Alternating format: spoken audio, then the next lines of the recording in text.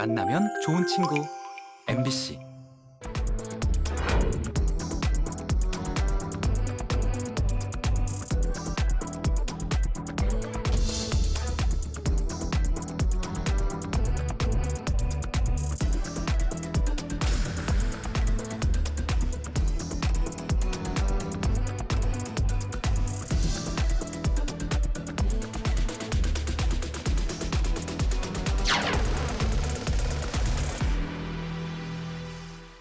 감기가 심해지고 오래되면요, 폐렴으로 이어질 수 있다고 알고 계시는 분들 많으실 텐데, 그러나 감기하고 폐렴은 엄연히 다른 질환이기 때문에 치료와 예방법도 서로 다르다고 합니다. 네, 맞습니다. TV 메디컬 학습 오늘은요, 감기처럼 시작해서 목숨까지 앗아갈 수 있는 치명적인 호흡기 질환, 폐렴의 원인과 치료법 알아보겠습니다. 네, 건강한 폐로 건강하게 숨을 쉴 수 있도록 도움을 주실 오늘 건강주치 모셨습니다. 호흡기 내과의 박재석 교수님 나와 계십니다. 안녕하십니까? 네, 안녕하세요.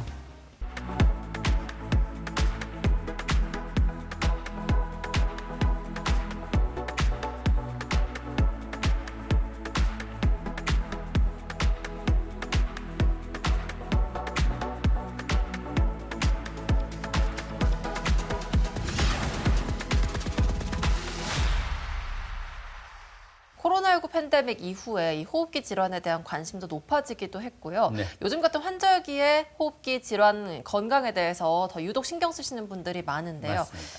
겨울철보다 이 폐렴이 일교차가 큰 환절기에 더 조심해야 한다고 하더라고요. 사실인가요? 네, 맞습니다. 아마 요즘과 같은 환절기에 감기로 고생하시는 분들이 아마 많을 텐데요. 이러한 일교차이가 큰 기간에는 우리 몸에 외부로부터의 미생물을 방어하는 호흡기계 방어 능력이 떨어지게 됩니다. 좀 더 자세하게 설명을 드리면 보통 15도 이하의 기온이 내려가게 되면 우리 몸에 외부의 미생물이 끊임없이 우리 몸의 기관지를 통해서 호흡기로 들어오게 되는데 머리카락과 같은 섬모와 같은 우리가 미생물을 다시 밖으로 내보내는 이런 활동들이 떨어지게 됩니다. 또한 점액의 점성이 올라가게 돼서 또 미생물이 좀 더 기도에 오래 붙어 있게 되는 현상이 발생하게 되고 또 기온 차이가 크게 되면 내 몸의 이 기도의 상피세포들의 어떤 그런 틈이 벌어지게 돼서 미생물이 쉽게 또 침입할 수가 있어서 이런 평소보다 좀 더 호흡기 감염이 많이 걸리는 것으로 알려져 있어서 특히나 고령자분들이나 또 호흡기에 기저질환을 갖고 계신 분들은 특별히 주의하셔야 될 것 같습니다. 네. 감기나 독감처럼 좀 흔한 호흡기 질환으로 인식이 되다 보니까 이 폐렴에 대한 두려움이 사실 좀 다른 질환에 비해서는 좀 상대적으로 덜하지 않나 싶습니다. 교수님, 폐렴이 얼마나 치명적이고 위험한 질환인지부터 설명해 주실까요? 네, 말씀해 주셨다시피 감기도 이게 감기처럼 폐렴이 쉽게 나을 수 있는 질환으로 알고 계신 분들이 많은데요. 실제로는 우리나라의 사망 원인 3위에 해당하는 아주 치명적인 질환입니다. 그래서 저희들이 폐렴으로 사망하실 수도 있습니다. 이렇게 얘기를 드리면 굉장히 이렇게 놀라시는 분들이 많고요. 또한 감기만큼 폐렴도 흔히 발생하는 질병입니다. 보시다시피 지난해 가장 많이 진료받은 질병으로 입원 환자 중에서도 폐렴이 1위에 해당할 만큼 폐렴은 또 흔한 그런 질병이기도 합니다. 네. 아무래도 면역력이 약해질 수밖에 없는 우리 고령층에게 더욱더 위험한 폐렴인 만큼 경각심을 가질 필요가 있겠는데요. 젊은 사람들에게 나타나는 폐렴과는 달리 이 노령층, 어르신들에게 나타나는 폐렴만의 그 특징이 있다고 하는데 어떤 내용인가요? 네.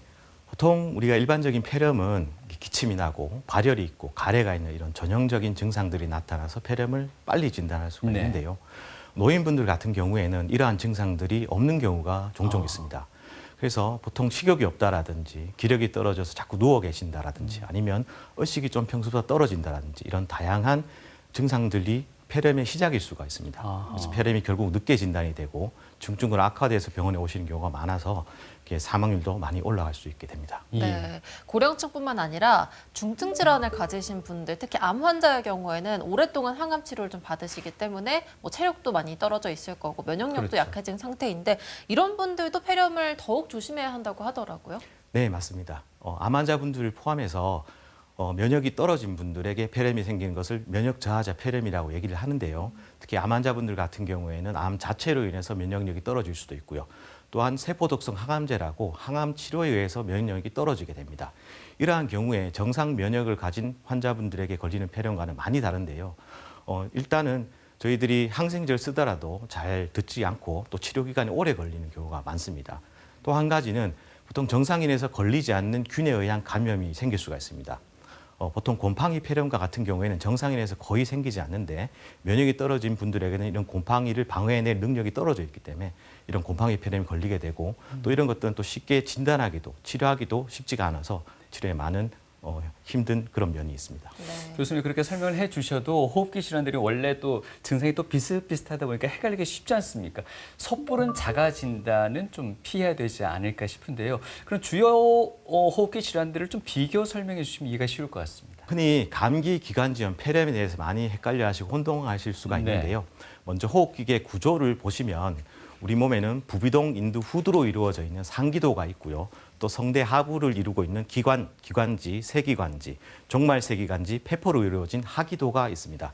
그래서 결국 감기, 기관지염, 폐렴이라는 것은 호흡기계 감염인데 이러한 감염이 어느 부위에 생기느냐에 따라서 부르는 명칭이 달라지게 됩니다. 급성 상기도 감염이라고 얘기하는 것은 이런 상기도에 일어나는 감염이고 감기, 독감으로 알려진 인플루엔자, 또 부비동에 생기는 급성 비부비동염, 급성 인두염, 편도염, 후두염이 여기에 해당하게 되고요. 오늘 얘기 드릴 폐렴을 포함해서 급성 하기도 감염에는 또 급성 기관지염도 있게 됩니다. 이런 감기, 기관지염, 폐렴이 그럼 어떤 관계가 있는지 궁금해하시는 분들이 많은데 특히나 감기 걸리고 나서 폐렴이 왔다 이런 분들이 또 많으실 겁니다. 감기나 인플루엔자, 기관지염 등에 걸리면 보통 바이러스에 의해서 이런 것들이 발생하게 되는데 1차적으로 기관지와 폐 점막에 손상을 일으킵니다.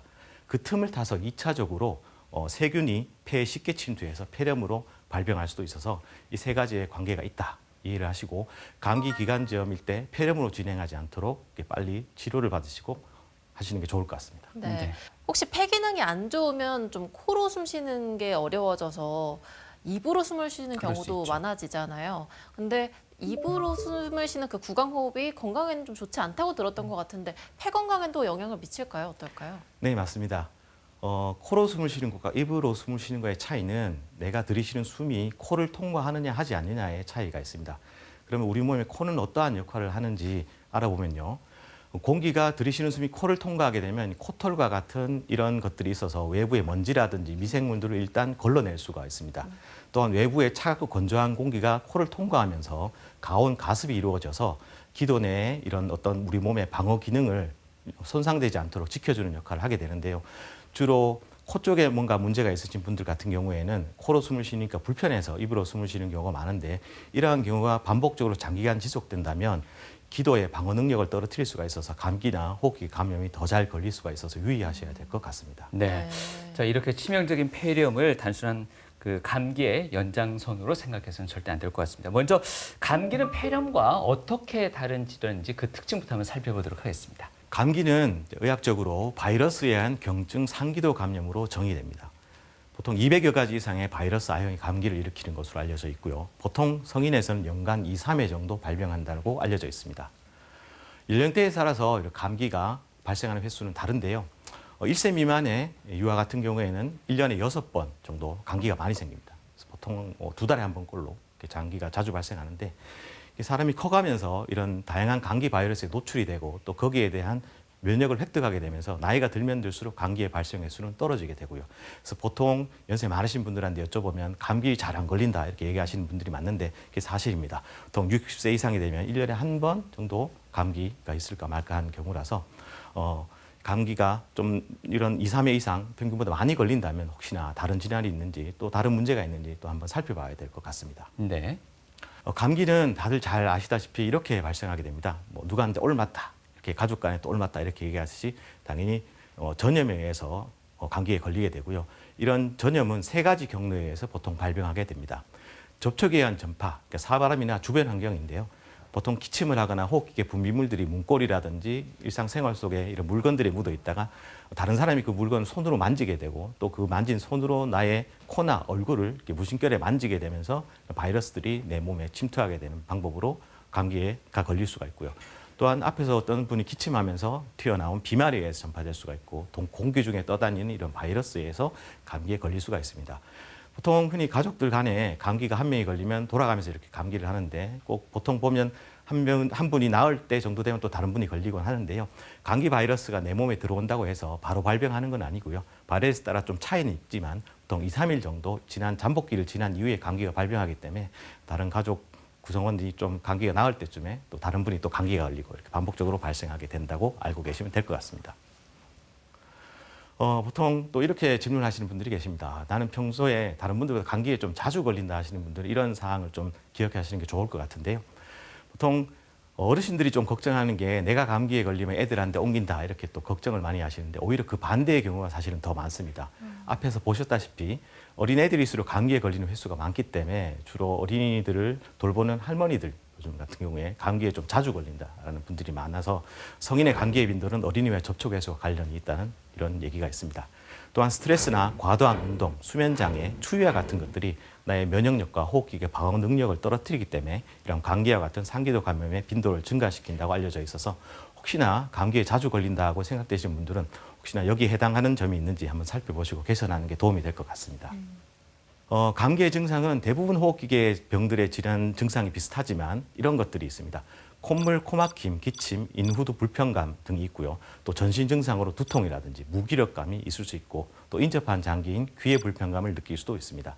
하지만 이런 증상들은 대부분의 이런 호흡기계 질환들에게 대표적인 증상들이기도 해서 여러 질환들을 감별할 필요가 있는데요.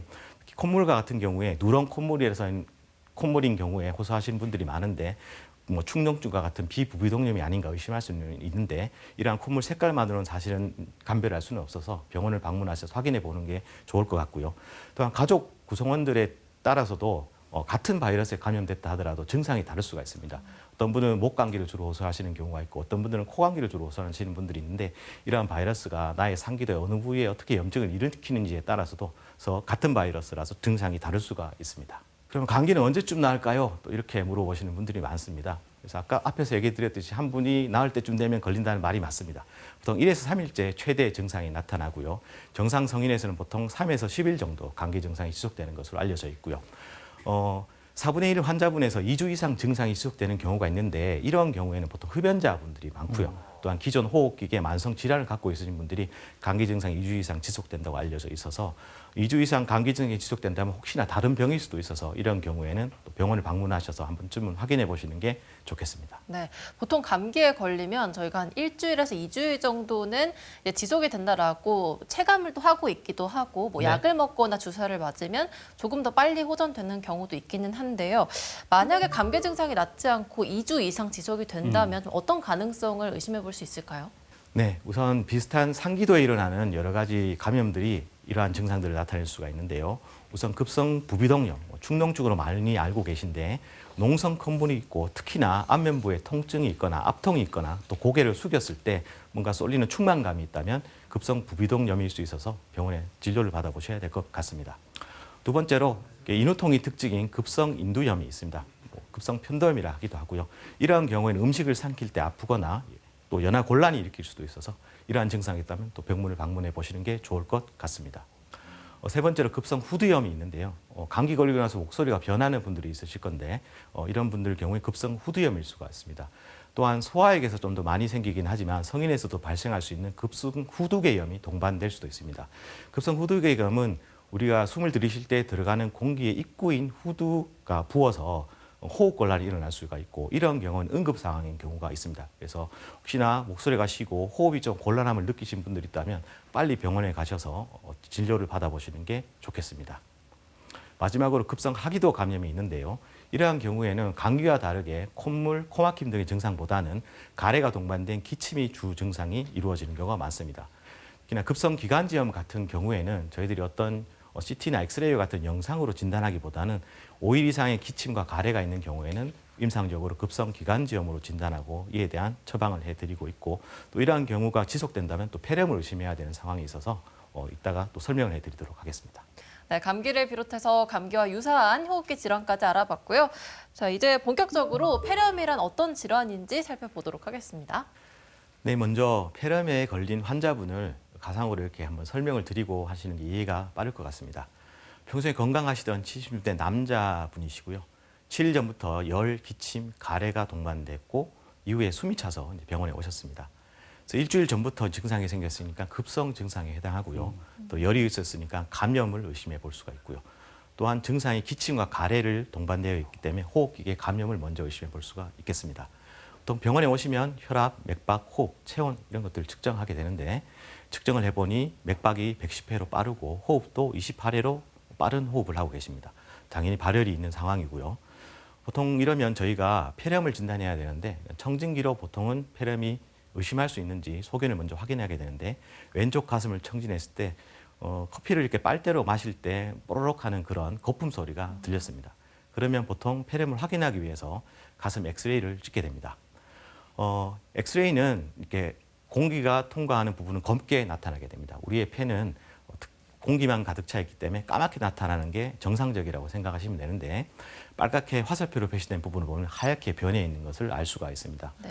이렇게 하얗게 변한 이유는 비어 있어야 될 공간이 어떤 가래와 같은 물질로 염증성 물질로 가득 차 있기 때문에 이렇게 하얗게 보이는 거고 이렇게 엑스레이에서 보인다면 저희들이 비로소 폐렴으로 진단할 수가 있습니다. 네. 그래서 정리를 하면 폐렴이란 병리학적으로 설명을 드리면 종말 세기관지의 원위 부인 호흡 세기관지, 폐포관, 폐포낭 및 폐포로 구성된 폐 실질의 염증을 의미하고요.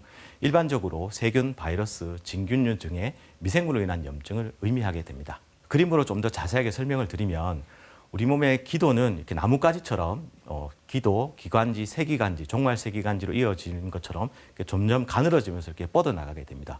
종말 세기관지 끝에 폐포라는 것이 달려 있는데 이 폐포가 우리 폐의 가장 중요한 역할을 하는 산소 흡수를 하는 장소이기도 합니다. 폐렴이 걸리게 되면 이러한 폐포에 염증이 가득한 체액이 가득 차게 되면서 우리가 호흡곤란이 발생할 수도 있게 됩니다. 네.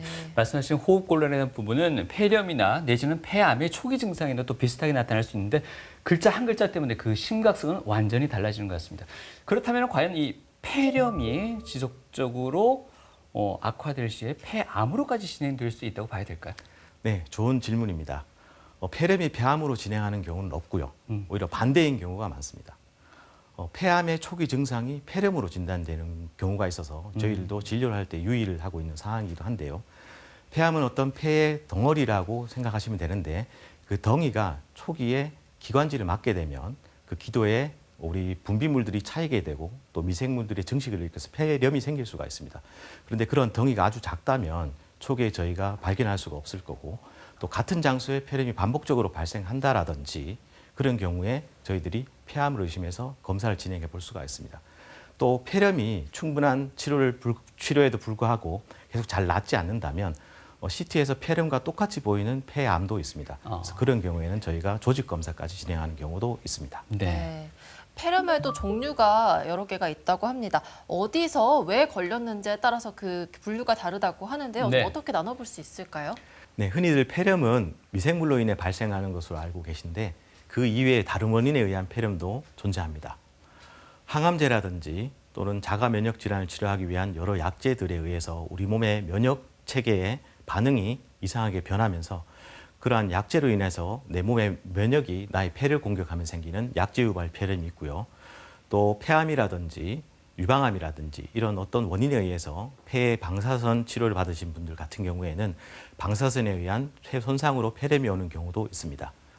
또한 유독 가스라든지 아니면 어떤 이 유독한 음식물 같은 것들을 흡입하면서 생기는 이런 흡인성 폐렴이 있고요. 또 내 몸이 나를 공격하면서 자연적으로 아직까지는 이유는 정확하게 모르지만 폐가 서서히 굳어가는 사이질 또는 간질성 폐렴이 있고요. 또 피부의 알레르기처럼 폐의 알레르기처럼 생기는 호상구성 폐렴, 또 지질이 많이 축적되는 지질 폐렴이 원인이 될 수가 있습니다. 네. 보통 저희들 병원에서는 발병한 장소에 따라서 보통 폐렴을 많이 구별하게 되는데요. 어디서 폐렴이 걸렸는지에 따라서 그 원인균이 달라질 수 있고 또 그에 따른 약제가 달라질 수 있기 때문에 지역사회 획득 폐렴, 병원 획득 폐렴, 기계환기 관련 폐렴으로 나눠서 치료하고 있습니다. 왜냐하면 일상적인 생활을 하면서 집에 계시던 분이 걸리는 폐렴의 원인이 되는 균과 병원에 입원해 계시는 분들이 걸리는 폐렴의 원인균은 당연히 그 균의 내성도가 달라지기 때문에 저희들이 선택하는 초기 항생제 약제 자체가 달라지게 됩니다. 그래서 이렇게 장소에 따라서 저희들이 폐렴을 구별해서 분류하고 있습니다. 또 이 얘기를 또 한 번쯤 들어보신 분들도 계실 텐데요. 정형 폐렴, 비정형 폐렴이라는 얘기를 아마 들어보신 분들이 계실 겁니다. 폐렴의 원인균 중에 가장 흔한 균이 폐렴구균인데 이런 폐렴구균에 의한 폐렴은 보통 증상이 발열, 기침, 가래와 같은 아주 특징적인 증상이 있습니다.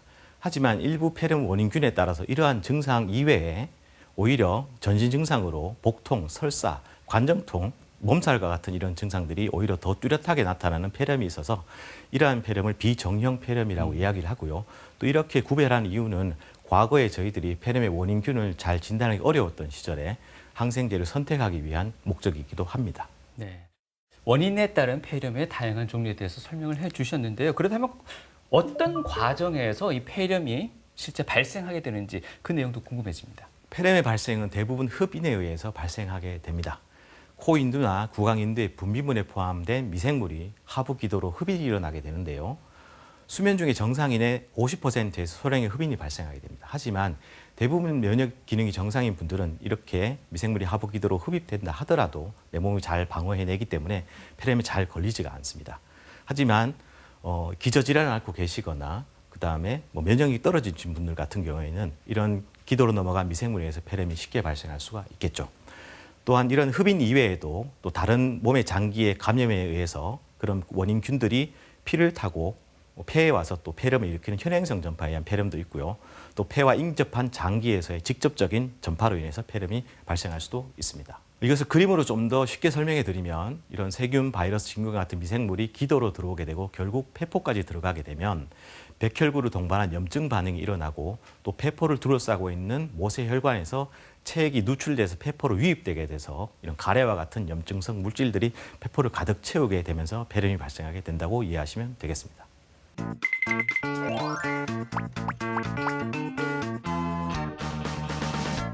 안부를 여쭐 때 요즘 무슨 운동하고 있어? 라는 질문을 받을 때가 있습니다. 그럴 때 농담으로 숨쉬기 운동을 하고 있어 라는 말을 하기도 하는데요. 그런데 실제로는 이 숨쉬기 운동만큼 어려운 운동이 없다고 합니다. 교수님, 실제로 폐 근육이 약해지면은 이 숨쉬기가 막 힘들어지는 건가요? 네, 맞습니다. 우리 몸의 폐라는 장기는 스스로 움직일 수 없는 장기라서 주위에 숨을 들이쉬고 내쉬는 근육들이 움직여줘야 되는데 그 근육들이 약해지면 당연히 숨을 쉬기가 힘들어집니다. 그만큼 관리가 또 많이 필요하겠군요. 네. 그래서 시민분들은 이 폐렴을 어떻게 생각하고 있는지, 폐 건강을 위해서 어떤 노력을 하고 있는지 저희들이 한번 여쭤봤거든요. 화면으로 만나보시죠. 면역력이 약하면 폐렴에 걸리기 쉽다고 알고 있어요. 폐렴은 합병증이 심해서 조기에 치료를 해야 된다고 들었어요. 열과 기침 그리고 누런 가래가 나오면 폐렴을 의심해야 된다고 들었어요. 나이 많은 어르신들은 특히 폐렴을 조심해야 한다고 들었어요. 평소에 저는 숨이 약간 찰 정도로 운동을 하려고 노력합니다. 제가 아는 어르신은 때 되면 항상 백신을 꼭 맞으시더라고요. 외출하고 돌아오면 손을 깨끗하게 씻으려고 노력을 합니다. 폐 건강을 위해서 유산소 운동을 하려고 노력하고 있어요. 교수님, 유독 사례가 잘 들리는 사람은 폐렴에 걸릴 확률이 높다는데 사실인가요? 네, 맞습니다. 입안에 있는 여러 미생물들이 기도로 들어갈 확률이 높아지기 때문에 당연히 폐렴에 걸릴 확률이 높습니다. 정상적인 면역을 갖고 있는 건강한 분이라면 큰 걱정은 안 하셔도 될 것 같습니다. 하지만 사례가 걸리는 다른 질병이 있는지도 한번 확인해 봐야 될 것 같습니다. 그렇군요. 그냥 쉽게 넘길 일이 아니네요. 네네. 이번에는요, 폐렴과 폐 건강에 관한 오해와 진실 그리고 궁금증까지 한 번에 알아보도록 하겠습니다. 교수님, 우리가 보통 잠을 잘 자야 된다 이런 이야기가 있습니다. 그래서 요즘에 굉장히 관심 많은 질병이 수면 무호흡증입니다. 이거 굉장히 무섭더라고요. 그런데 더군다나 수면 무호흡증을 앓고 있는 분은 폐렴에 걸릴 확률이 높다 이런 이야기도 있더라고요. 이건 좀 연관성이 없어 보이는데 생각은 어떠신지? 일부는 맞고 일부는 틀릴 것 같습니다. 그래요? 수면무호흡증 그 자체가 어떤 폐렴 발생의 고위험군에 속하지는 않습니다. 하지만 그 환자분께서 다른 동반된 질환들이 많기 때문에 그 질병으로 인해서 폐렴 발생 위험이 올라갈 수는 있을 것 같습니다. 그러면 수면무호흡증을 앓고 있는 분은 다른 질병이 없는지도 한번 체크해 볼 필요가 있겠네요. 네, 맞습니다. 만성 질환들의 대부분이 수면무호흡증과 관련이 있다고 알려져 있어서 그런 질환들 때문에 오히려 폐렴 위험은 올라갈 수가 있을 것 같습니다. 이번에 궁금한 점은요, 폐하면 바로 떠오르는 스포츠 종목은 저는 수영입니다. 근데 수영 선수들이 물속에서 숨을 꽤 참고 가는 거 아니겠습니까? 물론 숨쉬기도 하지만 수영 선수들이 그런 이야기가 있습니다. 우리가 폐 활량이 제일 세다, 제일 높다, 뭐 그런 이야기가 있는데 숨을 오래 참지 못하는 분들, 잠시라도 좀 숨을 참는 게 힘드신 분들은 이 폐 기능을 의심해 봐야 된다 이러던데 이게 진짜인가요? 네, 맞습니다. 숨을 오래 참을 수 있다는 말은 그만큼 내 몸의 산소를 잘 받아들일 수 있는 능력이 유지되고 있다는 겁니다. 그래서 숨을 이렇게 조금도 잘 못 참는 그런 분들은 폐 기능이 떨어졌는지 한번 검사로 확인해 볼 필요는 있을 것 같습니다. 평소보다는 좀 못 참는다 최근에 그런다면은 내원해 보는 게 가장 중요하겠군요. 오히려 숨을 참는 것보다는 평소에 내가 걷는 걸음으로 걸었을 때 아니면 계단을 올라갈 때 네. 이전보다 숨이 더 찬다면 그게 더 정확하게 폐 기능을 평가할 수 있을 것 같습니다. 선생님 이번에 궁금한 점은요. 혹시 축구 좋아하십니까? 저는 축구를 그렇게 좋아하지는 않습니다. 그렇습니까? 네. 독일 국가대표 감독 이름이 레프입니다. 이 레프 감독이 코를 자주 팝니다. 경기 중에. 근데 이 코 파는 습관이 폐렴을 유발할 수도 있다는 이야기가 있던데 진짜인가요? 네, 그럴 수 있을 것 같습니다. 그럼 이 감독님 좀 병원에 가야 되는 거 아닌가 그런 생각이 드네요. 네, 아마 정상 면역을 가지고 계시다면 큰 무리는 없겠지만 보통 이런 바이러스라든지 이런 것들이 어떤 문고리라든지 이런 사물에 묻어있던 게 내 손에 묻게 됩니다. 예. 그 손으로 코를 판다면 당연히 그런 바이러스 같은 것들이 내 몸에 쉽게 침투할 확률이 높아지니까 당연히 감기나 이런 호흡기 감염의 위험은 높아질 것 같습니다. 그게 폐로 바로 가서 악영향을 미친다 이래 되는데 제 주위에 한 친구는 습관적으로 코털을 뽑아요. 네. 그런 행위도 좀 위험할 수 있겠네요. 네, 맞습니다. 코털을 뽑게 되면 코 안에 많은 미생물들이 있어서 그 뽑은 그 코털에 염증을 유발할 수 있을 것 같습니다. 그 염증이 폐에도 영향을 주나요? 직접적인 연관은 없겠지만 간접적으로는 연관을 줄 수 있을 것 같습니다. 폐렴과 폐 건강에 대한 궁금증 질문 있습니다를 통해서 확인해 봤습니다. 네, 호흡기 질환 대부분이 좀 기침을 동반하기 때문에 아무래도 전염에 더 민감할 수밖에 없을 것 같은데요. 네. 교수님, 폐렴도 전염이 되는 질환으로 보면 될까요? 네, 원인균에 따라 전염성이 있을 수도 없을 수도 있습니다. 하나하나 설명을 해드리면요. 우선 다들 잘 아시다시피 바이러스성 폐렴은 전염성이 있습니다. 독감으로 알려진 인플루엔자, 또 호흡기 세포 융합 바이러스, 코로나 바이러스 같은 경우에는 대표적으로 이렇게 전염성이 있다고 알려져 있고요. 보통 앞에서 얘기 드렸듯이 기침, 재채기를 통한 비말 감염이라든지 오염된 표면을 만진 후에 얼굴을 만지는 경우에 이런 감염이 일어날 수가 있습니다. 하지만 대부분의 경우에는 감기로 끝이 나는 경우가 많지만 일부 환자분들은 건강 상태에 따라서 바이러스성 폐렴까지 진행할 수도 있다고 하여 유의해야 될 것 같습니다. 두 번째로 세균성 폐렴 같은 경우도 전염성은 있지만 앞에서 말씀드린 바이러스보다는 매우 약합니다. 폐렴국은 마이코플라즈마 폐렴 같은 것들이 전염성이 있고요. 또 감염자의 밀접한 접촉이라든지 기침, 재채기 등의 비말에 의해서 전파된다고 알려져 있습니다. 균에 노출된다고 무조건 폐렴이 걸리는 건 아니고요. 개개인의 면역 상태에 따라서 폐렴이 발생할 수도 있고 발생하지 않을 수도 있습니다. 다음 진규성 폐렴이 있는데 진규성 폐렴은 전염력이 없습니다. 보통 면역 저하자에게 많이 발생한다고 알려져 있고요. 사람 간의 전파는 되지 않고 주로 흙이나 주위 환경과 같은 곳에서 곰팡이 포자를 흡입해서 발생한다고 알려져 있습니다. 네, 구강 위생이 불량하면 충치나 잇몸 질환이 발생할 위험이 높아지는데요. 그런 측면에서 본다면 입속 세균이 있다면 그게 폐렴과 같은 호흡기 질환을 유발할 수도 있을까요? 네, 맞습니다. 우리 몸의 구강이라는 곳은 다양한 세균의 저장소라고 아시면 될 것 같습니다. 네. 특히나 치주 질환이라든지 잇몸 질환이 있으신 분들 같은 경우에는 그런 세균들이 다른 분들보다 많이 있을 거고요. 또 물을 섭취할 때라든지 침과 같은 것들이 실수로 기도로 흡인되게 되면 폐렴이 반복적으로 발생할 수가 있어서 구강 위생이 좀 불량하신 분들은 구강 위생에 좀 더 신경을 쓰시는 게 도움이 될 것 같습니다. 네. 폐가 앞서서도 얘기했지만 침묵의 장기라고는 하지만 그래도 폐렴을 의심해 볼 수 있는 전조 증상 같은 것들도 있을 것 같거든요. 네. 어떤 증상들이 나타났을 때 병원에 찾아가면 될까요? 네, 보통 앞에서의 감기와는 다르게 폐렴과 같은 경우에는 이런 기침, 누런, 가래, 발열과 같은 증상들이 시간이 지날수록 점점 더 악화된다는 특징이 있고요. 또한 이런 증상들이 동반돼서 호흡 곤란이 있거나 특히 숨을 들이쉴 때 가슴이 아픈 이런 흉막성 통증이 있는 경우에는 폐렴을 특히 잘 의심해 볼 수가 있겠습니다. 또 이런 호흡기 증상 이외에 두통, 오심, 구토, 복통, 설사와 같은 전신 증상들도 폐렴일 수가 있어서 앞에 호흡기 증상과 동반해서 이런 전신 증상이 있더라도 폐렴을 의심해 볼 수가 있겠습니다. 특히 고령자 같은 경우에는 앞에서 얘기 드렸듯이 이런 전형적인 폐렴의 증상이 없기 때문에 기운이 단순히 없거나 식욕이 떨어지거나 의식이 저하된 것도 폐렴의 증상일 수가 있어서 유의하게 지켜보셔야 될 것 같습니다. 특히나 폐는 앞에서 설명드렸듯이 우리 몸에 산소를 공급하는 주요한 장기입니다. 그림과 같이 폐포를 둘러싼 이런 수많은 혈관들에 의해서 우리 몸에 산소를 공급하게 되는데요. 이러한 폐포에 가래와 같은 폐렴으로 인해 발생한 물질이 가득 차게 되면 산소 흡수 장애가 일어나고 이러한 폐포가 많으면 많을수록 점점 더 호흡 곤란이 심해지게 된다고 이해하시면 될 것 같습니다. 예로 엑스레이를 하나 가져와 봤는데요. 왼쪽에 있는 것이 정상인의 엑스레이를 하면 오른쪽 왼쪽 폐가 검게 보이는 것을 확인할 수가 있을 거고요. 오른쪽 그림과 같은 경우에는 양쪽 폐가 하얗게 이렇게 변한 모습을 볼 수가 있습니다. 이 경우는 상당히 호흡곤란이 심해서 내원하신 분입니다. 그래서 기침, 가래, 호흡곤란 증상이 있다면 반드시 병원에 일찍 내원해서 진료를 받아보시는 게 좋을 것 같습니다. 네.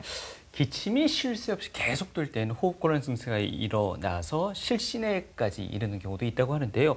폐렴 환자의 경우에는 심한 기침으로 인해서 갈비뼈 골절까지 올 수도 있다고 하는데 사실입니까? 네, 사실입니다. 기침 유발 갈비뼈 골절이라고 있고요. 예. 특히나 반복적으로 강하게 기침을 하는 경우에 주로 하부 갈비뼈 쪽에 골절이 일어나게 됩니다. 특히나 골다공증이 있거나 고령층에서는 뼈가 약하기 때문에 이러한 갈비뼈 골절이 일어날 수가 있는데 잘 나오지 않는 가래를 뱉어내시려고 너무 과도하게 기침을 하는 것은 좀 삼가해야 될 것 같습니다. 네, 폐렴과 참 비슷한 질환들도 많고 앞서서는 폐암과 폐렴을 좀 혼동하는 경우들도 있다고 하셨는데요. 네. 정확한 확진을 위해서는 좀 더 세부적인 검사가 필요하겠죠. 네. 병원을 찾았을 때 어떤 진단 과정들을 겪게 될까요? 우선 폐렴의 진단 기준을 먼저 설명해 드리겠습니다. 흉부 방사선, 엑스레이를 의미하는 거고요. 엑스레이에서 기존에 흉터와 같은 것들이 있을 수도 있는데 이런 흉터 이외에 새롭게 이렇게 하얗게 보이는 폐 침륜이 있으면서 다음 4가지 소견 중에 하나가 있을 때 저희가 폐렴을 진단하는데요. 이러한 4가지 소견에는 발열 또는 저체온, 염증 반응이 있는 경우에 환자분의 면역 상태에 따라서 오히려 체온이 떨어지는 경우도 있어서 저체온도 여기에 해당하게 됩니다. 또한 새로운 기침과 가래, 흉막성 흉통, 호흡곤란, 청진시 이상 이러한 4가지 소견 중에 하나라도 있게 된다면 저희들이 폐렴을 진단할 수가 있습니다. 그래서 환자분이 병원에 내원하시게 되면 먼저 호흡기계 증상이 있는지 자세한 병력 청취를 하게 되고요. 폐렴이 의심된다면 청진기로 호흡음을 청진하게 됩니다.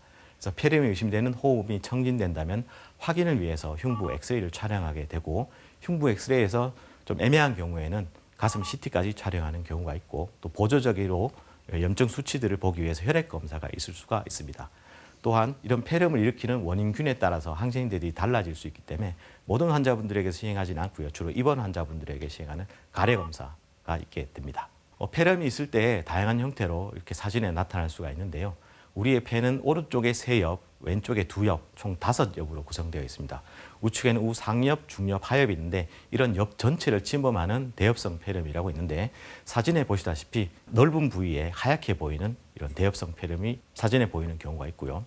이과는 다르게 조그맣게 기관지 주변으로 이렇게 폐렴이 생기는 기관지 폐렴의 형태로 사진에 나타날 수도 있고요. 또는 이런 폐포 주위에 간질에 주로 염증이 생기는 간질성 폐렴도 있어서 다양한 형태로 이런 흉부 영상에서 보일 수 있다 정도 이해하시면 될 것 같습니다. 이러한 폐렴을 진단하게 되면 원인균에 대해서 저희들이 검사를 하게 되는데 보통 가래 검사를 가장 많이 하게 됩니다. 외래를 통원 치료하시는 분들은 잘 하지는 않고요. 가래 배출이 가능한 모든 입원 환자에게서 항생제를 사용하기 전에 보통을 하게 되는데 항생제를 사용하게 되면 이런 가래에도 항생제 성분이 포함되어 있기 때문에 저희들이 적절한 검사가 이루어지지 않기 때문에 보통 항생제를 사용하기 전에 시행하게 됩니다. 또 이런 폐렴이 발생하는 장소가 하기도라는 것을 이해를 하셔야 되는데 이런 폐 밑에 있는 부분의 가래를 이불을 통해서 배출을 해야 되는데 이 과정 속에서 구강 내에 있는 세균에 오염될 수가 있어서 적절한 하기도 검체를 배출하기 위해서 먼저 물로 입안을 헹구고 기침을 해서 잘 뱉어내는 게 중요합니다. 네, 실제로 이러한 검사를 하더라도 원인균을 확인하는 것은 50% 미만으로 알려져 있고요. 또한 상재균, 오염된 균과의 관계 때문에 해석하는 데 유의를 해야 됩니다. 또 PCR 검사라고 코로나 시절에 많이들 한 번쯤 받아보셨을 텐데요. 중합효소 연쇄 반응이 PCR입니다.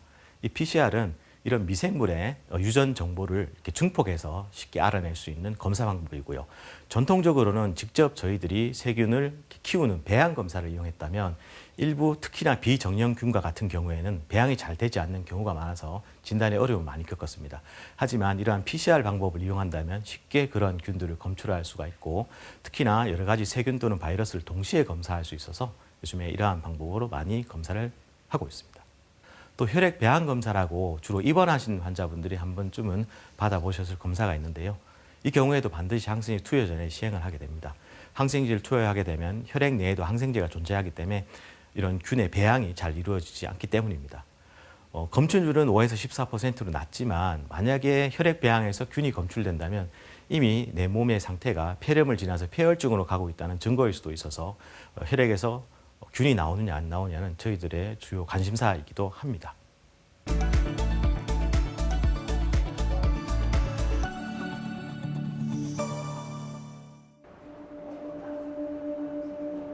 우리나라 3대 사망 요인 중 하나인 폐렴. 특히 노년기의 폐렴은 자칫 생명까지 위협할 수 있는데 지난 3월 병원을 찾은 80대 환자. 아버지가 고관절 수술 후 요양병원에서 재활하시다가 갑자기 호흡곤란이 오시고 손이 파랗게 돼서 위급 상황으로 보고 대학병원으로 모시게 되었습니다. 기침 가래는 이제 좀 나아졌습니까? 네, 조금 나아졌어요. 좀 나아졌어요. 식사 도중 음식물이 기도로 잘못 들어가 폐에 염증을 일으키는 흡임성 폐렴은 일반 폐렴과 마찬가지로 기침과 가래, 호흡곤란과 같은 증상을 유발하기도 하지만 뚜렷한 호흡기 증상이 없는 경우도 있어 주의가 필요하다. 원래 지병으로 파킨슨을 앓고 계셨고요. 파킨슨을 앓고 계신 분들은 이제 병이 조금씩 진행하게 되면 연화장애라고 삼킴 기능에 이상이 좀 생기는 분들이 계십니다. 이전에 한 달 전에도 한번 폐렴으로 입원해 치료하셨는데 이번에도 또 이제 흡인성 폐렴으로 입원하시게 됐습니다. 우선 흡인성 폐렴이 의심된다면 입으로 뭔가를 드시는 것을 저희가 금지합니다. 흡인이 계속 기도로 계속 흡인이 일어나기 때문에 폐렴이 더 심해질 수 있습니다. 그래서 일단 금식을 유지하면서 실제 흡인이 일어나는지 검사를 시행하게 됩니다. 검사를 시행해서 흡인이 확인되면 저희들이 적절한 조치를 또 취하게 됩니다. 실제 음식물을 삼키는 과정에서 연하 기능에 이상이 없는지 확인해 보는데 검사 결과는 어떨까? 실제 흡인이 일어나고 있고요. 기침을 하지 않는 그런 환자분에 해당하는 상황이라 이후에 아주 흡인의 위험이 높고 또 음식을 드신다면 폐렴의 재발 위험이 아주 높다고 판단할 수 있습니다. 경관 유동식이라 해서 그 코주를 통해서 충분히 영양을 공급을 해드리고 그다음에 폐렴이 호전됨에 따라서 연하 기능이 조금 호전되는지 추적할 계획입니다. 전반적으로 몸 컨디션이 많이 회복되셔서 대화도 잘하시고 좀 의식이 많이 뚜렷해지셨습니다. 스스로 호흡이 불가능한 중증 폐렴은 중환자실에서 인공호흡기를 통해 치료를 받게 되는데 폐 전체로 염증이 퍼져 폐 기능에 문제가 발생하면 호흡 부전 및 합병증으로 사망에 이를 수 있어 조기 치료가 무엇보다 중요하다. 산소를 많이 저희가 공급해 드려야 되는 환자분이나 아니면 혈압이 낮은 분이나 즉 중증 폐렴 환자분들이 중환자실에 입원하게 됩니다. 보통 일반 병실에 있는 환자분들과 항생제 치료는 동일하고요. 하지만 혈압이 낮거나 호흡이 안 되는 분들이 있을 수 있기 때문에 부가적으로 혈압을 올리는 약제라든지 또 인공호흡기라든지 그런 치료들이 추가적으로 시행되게 됩니다. 100세 시대 건강한 노후를 방해하는 폐렴의 위험 요인을 사전에 관리하고 예방해야 노년의 건강한 일상을 지킬 수 있다. 폐렴 환자 사례 화면을 통해서 만나봤습니다. 지금부터는 폐렴 치료법에 대해서 좀 더 자세히 알아보도록 하겠는데요.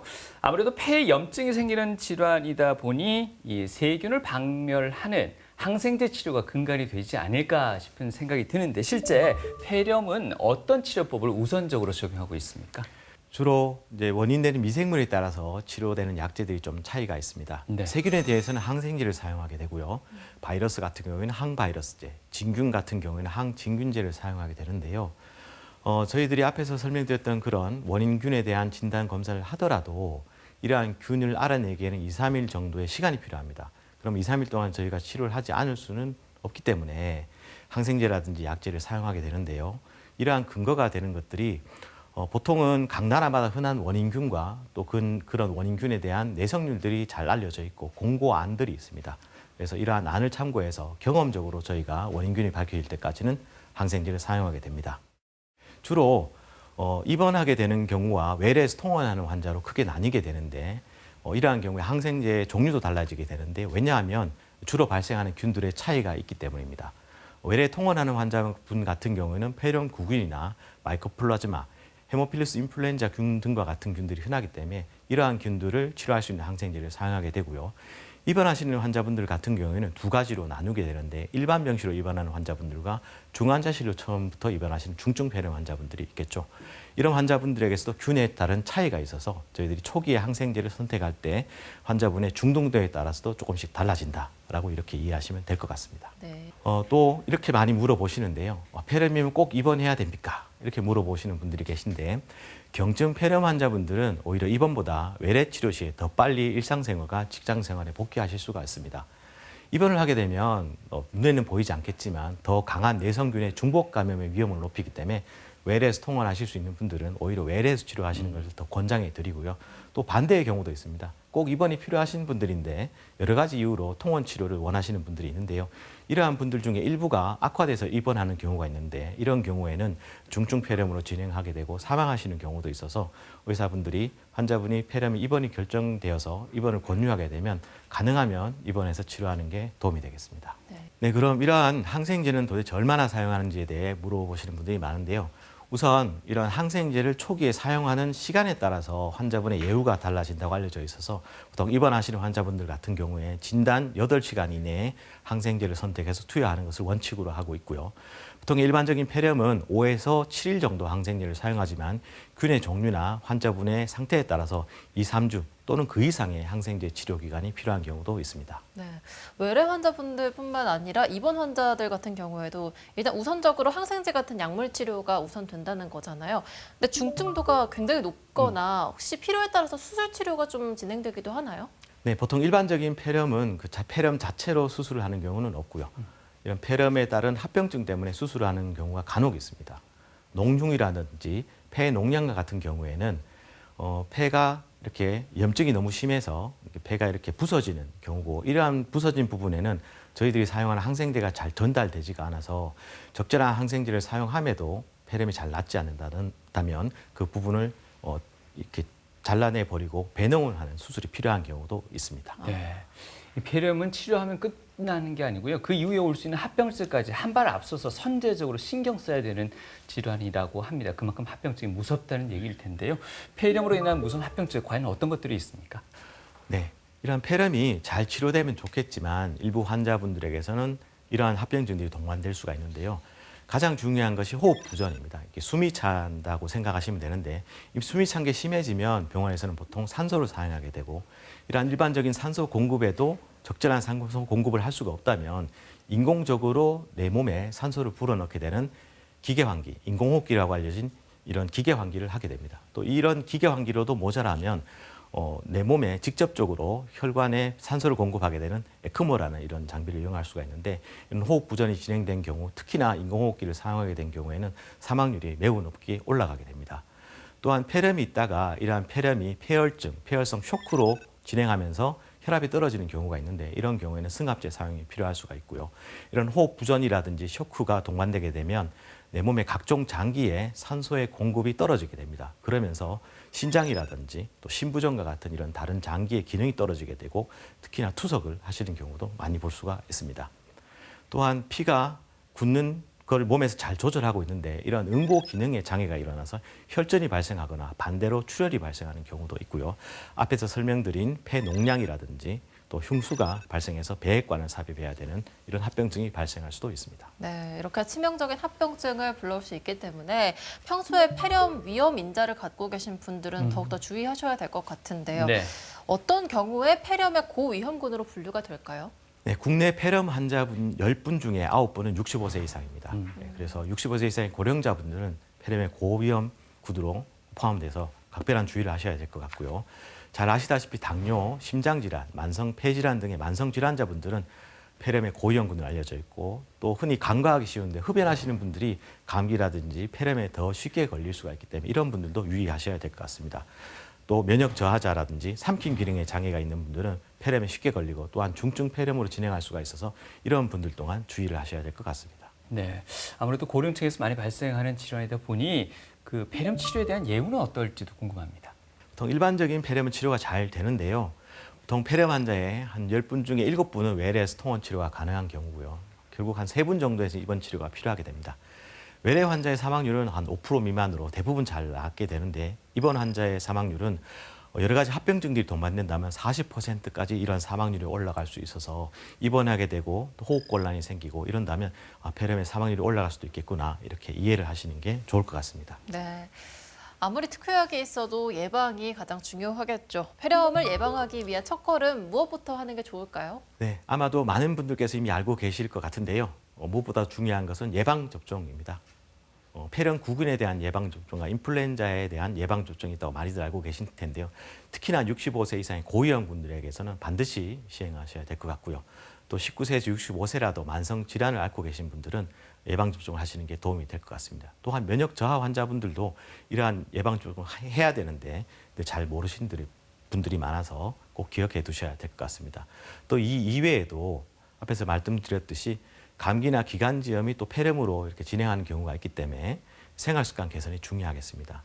손을 통해서 대부분 미생물들이 내 몸으로 들어오기 때문에 손 씻기를 평소에 생활하셔야 될 것 같고요.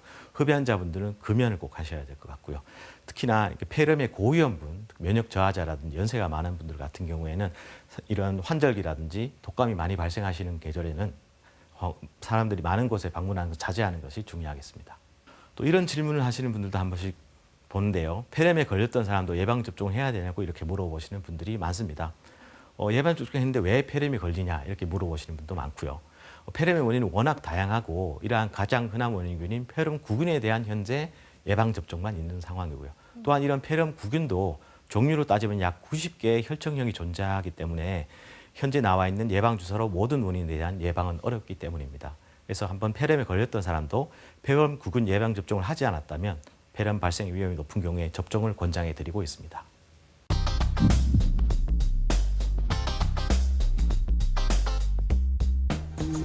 설마하며 가벼이 방치하면 사망으로 이를 수 있는 게 바로 폐렴이라고 합니다.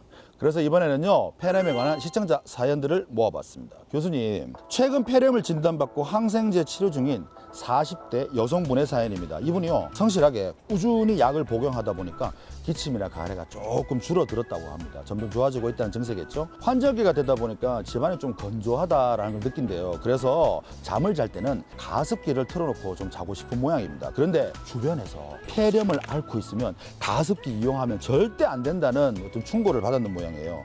그 증상이 더 악화될 수 있으니 걱정이 많습니다. 선생님, 가습기를 틀어야 할까요? 아니면 가습기는 없애야 할까요? 때에 따라서는 가습기가 도움이 될 수도 있을 것 같습니다. 폐렴 환자한테도요? 보통 폐렴 환자분들이 가래가 많은데 네. 그 가래를 잘 배출해야 되는데 주위 환경이 건조하게 되면 가래의 수분을 잃어버리고 말라붙고 찐득찐득해집니다. 예, 그래서 병원에 입원하신 환자분들 같으면 네. 저희들이 이렇게 가래 녹이는 약을 분무하듯이 입으로 흡입하게 해서 저희가 가래를 빼는 경우도 있고요. 또 집안 환경이 폐렴 환자분 같은 건조하시면 그 가래 배출이 훨씬 더 어려워질 거기 때문에 도움이 될 수도 있을 것 같습니다. 그럼 폐렴 환자의 공간에는 습도가 좀 높은 게 나은가요? 이렇게 목이 마르거나 건조하다고 느끼지 않을 정도의 습도 정도면 괜찮을 것 같습니다. 그렇군요. 물도 자주 마시고. 네네, 맞습니다. 그렇군요. 이번 사연은요, 중증 폐렴으로 입원한 아버지를 둔 30대 여성분의 사연입니다. 이 아버님이 폐렴에 호흡곤란 증세까지 있으셔가지고 최근에 중환자실로 옮으셨다고 하네요. 현재 인공호흡기를 착용하고 계신다고 합니다. 근데 이분이 듣기로는 인공호흡기를 2주 이상 되면 오히려 폐렴이 심해질 수 있다, 이런 이야기를 들었는 모양이에요. 어떤 치료가 필요한지 너무 궁금하답니다. 선생님이 솔루션이 필요해요. 네. 인공호흡기를 오래 달면 오래 달수록 인공호흡기 관련 폐렴이 증가되는 것은 맞습니다. 하루라도 빨리 인공호흡기를 떼는 게 환자분에게 가장 좋은 방법인데요. 인공호흡기 자체는 폐렴을 치료하는 장비는 아닙니다. 우리 몸에 산소를 공급하기 위한 장비이지 폐렴은 항생제와 같은 약물로 치료하는 겁니다. 그래서 폐렴이 나을 때까지 시간을 벌어주는 장비다, 이렇게 생각하시면 될 것 같고요. 그 기간이 길어지면 길어질수록 다른 합병증들이 많이 발생할 수가 있습니다. 그러면 인공호흡기를 빨리 떼는 방법은 빨리 치료를 해야 된다, 그거밖에 없겠군요. 네, 또 폐렴이 호전된다 하더라도 자발호흡이라는 바지 스스로 숨을 쉴 수 있는 힘이 생겨야 인공호흡기를 뗄 수가 있는데 그 과정이 만만치 않은 분들도 많습니다. 이분이 걱정이 많을 것 같습니다. 이번 사연은요, 폐렴으로 매일 밤잠을 설치고 있는 50대 남성분의 사연인데요. 이분이요, 최근 폐렴 진단을 받아 약을 먹고 있는데 도무지 기침이 나질 않는 모양입니다. 병원에서 처방해준 약 중에 기침 억제제를 조금 더 먹으면 기침이 좀 없어질까 싶기도 하다고 그러는데요. 그런데 폐렴 환자는 기침 억제제를 과도하게 복용되면 오히려 안 좋다는 이야기를 주변에서 들었던 모양입니다. 그래서 교수님, 폐렴 환자는 기침 억제제를 복용하는 걸 추천하십니까? 아니면 복용하지 말기를 말리시겠습니까? 증상에 따라서 적절하게 복용하시는 게 맞을 것 같습니다. 폐렴은 당연히 가래가 많이 생기는 질병입니다. 그래서 가래를 잘 배출을 해야 되는데 과도하게 기침 억제제를 복용하게 되면 그러한 기침 반사 반응이 떨어지게 됩니다. 그럼 오히려 폐렴이 더 심해질 우려가 있어서 만약에 밤에 잠을 못 잘 정도로 기침이 심하다면 기침 억제제는 당연히 복용하는 게 환자분에게 일상생활을 유지할 수 있는 데 도움이 될 것 같고요. 또 너무 과도하게 복용하시는 건 당연히 안 좋을 것 같습니다. 그렇군요. 네, TV 메디컬 약손 오늘은요 폐렴의 진단과 치료법 그리고 오해와 진실까지 풀어봤습니다. 네. 교수님 끝으로 시청자분들께 당부하고 싶은 말씀 있으실까요? 네, 끝으로 이 세 가지만 꼭 기억해 주셨으면 좋겠습니다. 폐렴은 감기보다 훨씬 위험하고 치명적인 질환이고요. 특히나 고령자분들에게 치명적이기에 유의하셔야 될 것 같습니다. 또한 기침, 가래, 발열, 호흡곤란, 흉통과 같은 증상이 있다면 폐렴일 수 있기 때문에 조기에 병원에 진료를 받아보시는 게 좋겠습니다. 또 앞에 설명드렸듯이 예방접종과 생활습관 개선은 생명을 지키는 가장 효과적인 수단이 되겠습니다. 그래서 이 세 가지만 잘 기억하시면 폐렴으로부터 여러분들의 생명을 잘 보호할 수 있겠습니다. 네, 교수님께서 말씀하셨습니다. 고령자에게 아주 치명적이라는 표현을 쓰셨는데요. 그러다 보니 폐렴을 노인의 병이라고도 표현하고 있습니다. 평소 내 몸이 보내는 작은 신호 절대 무시하지 마시고요. 전문의의 진찰 꼭 받아보시기 바랍니다. 네, 폐렴에 관한 유익한 정보 전해주셨죠. 호흡기내과의 박재석 교수님 오늘 말씀 고맙습니다. 고맙습니다. 네.